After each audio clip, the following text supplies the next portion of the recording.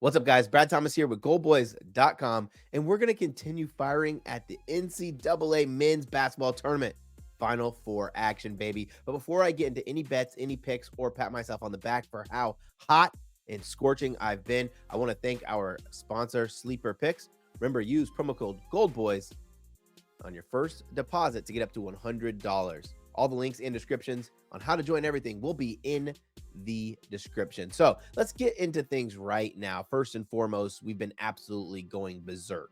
Even in the last video, I think we went 1-1, but one of the calls was absolutely outrageous. So in this video, I felt like I had to come with a few extra plays because, as we know, the men's college basketball season is winding down and we won't have plays to bet on. So I think I have something like 4 plays. I don't have a play on the spread, the side, or the total for any of the 2 games. But let me tell you why. As we get closer to the culmination of college basketball, as we get fewer games to select from, the lines get sharper. If you remember when we bet the Super Bowl, I don't even know if we picked the side in the Super Bowl, but we definitely did pick some player props, just like in the divisional rounds in the NFL.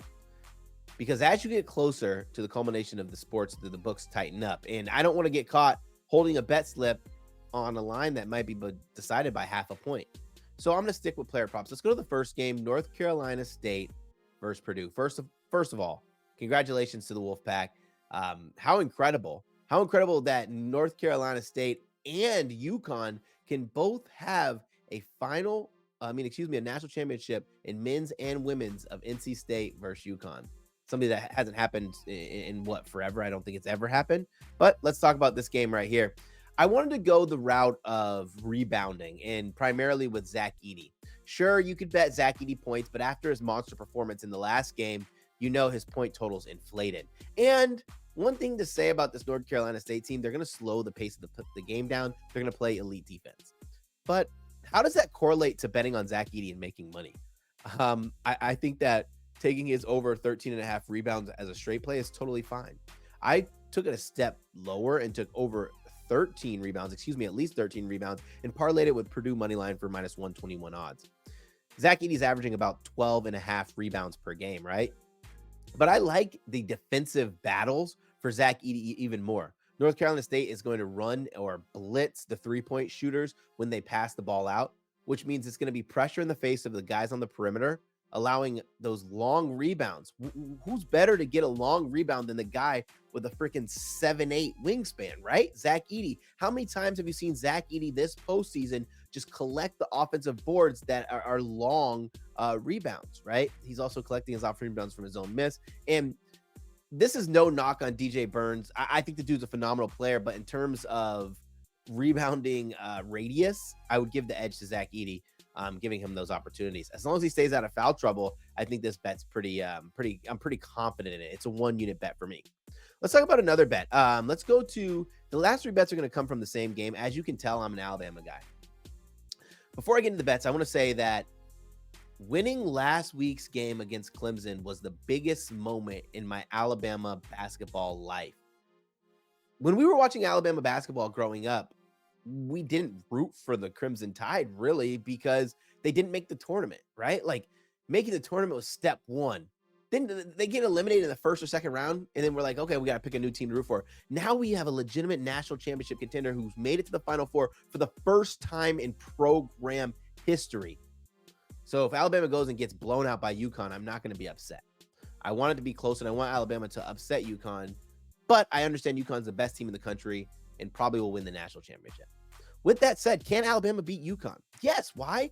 Because I saw a write-up, and I want to give this guy credit because I'm not just the smartest guy in the world, but I do have resources of guys that, kind of are smarter than me or know a little bit more or put things in perspectives that I don't know. Jordan Harper. You can find him on Twitter at HarperNation24. Don't know who this guy is, right? He's a basketball analyst, but I'm not giving him a shout out because we're boys or we work together at any point, but he did put together a thread that I thought was pretty interesting. I'll make sure I link the thread somewhere in the comments or description, but he talked about Alabama being a huge underdog of 11.5 points, right? And how UConn has just been absolutely dominating everybody. Alabama might have had a simple route to get here, playing Grand Canyon, playing College of Charleston, playing Clemson, but they did knock off UConn. But for UConn, who have they played that's a fast-paced team, three-oriented, and they're great on offense? Not really anybody.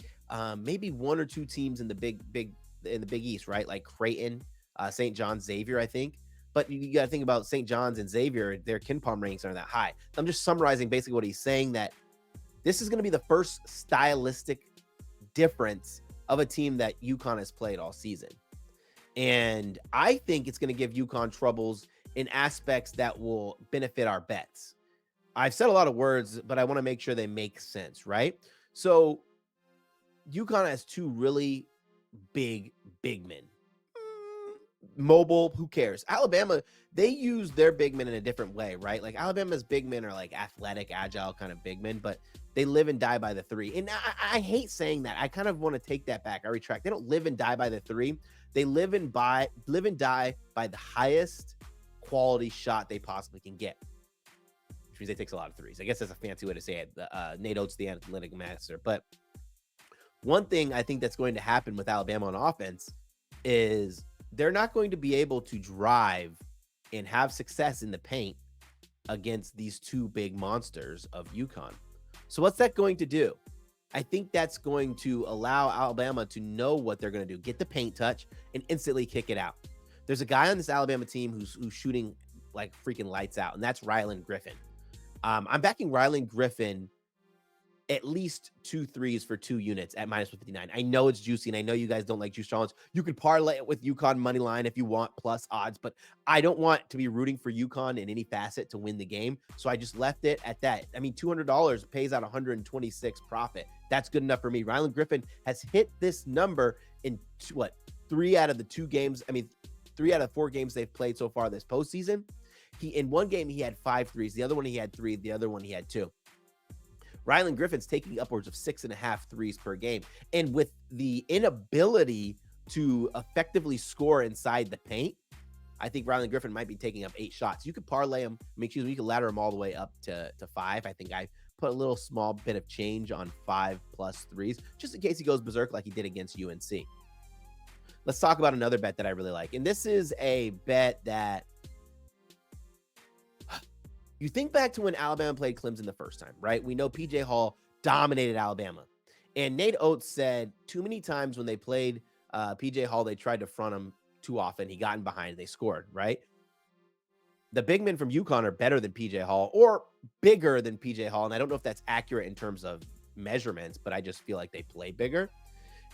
Alabama's going to have a tough time. They had a tough time with PJ Hall and the other guy from Clemson. I'm drawing a blank on his name, but I don't really care that much because it's not relevant. Alabama's going to have to figure out, are they going to send doubles?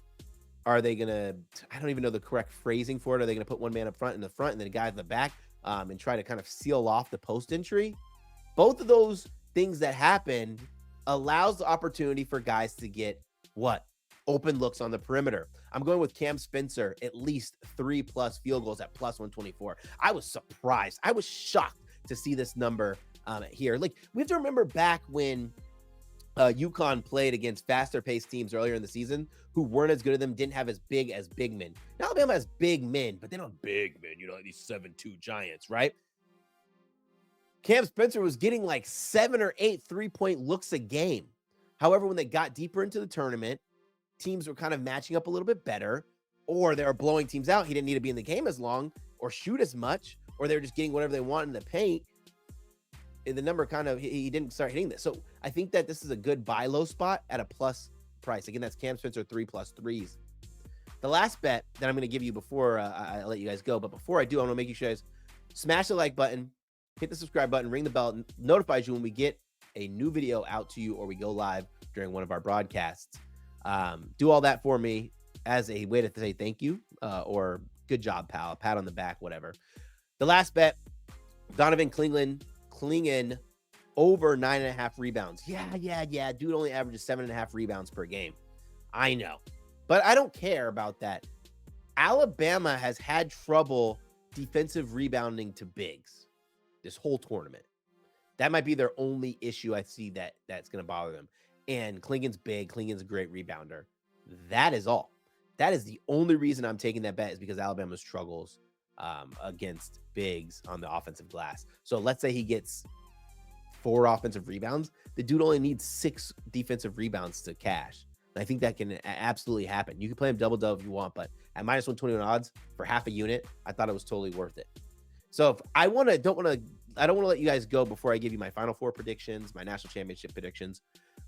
I'm gonna go Purdue versus Alabama, and then Purdue is going to win it all against the Tide in a 13-point victory. That said, however you enjoy the games, make sure you have fun. Don't overbet, because if you do and you realize you have a betting problem, pick up the phone, dial 1-800-GAMBLER. But at the end of the day, this is just for fun. So thank you for listening to me ramble about college basketball and celebrate the Crimson Tide, possibly for the last time this season. I'm Brad Thomas. Enjoy the games and enjoy the sweat.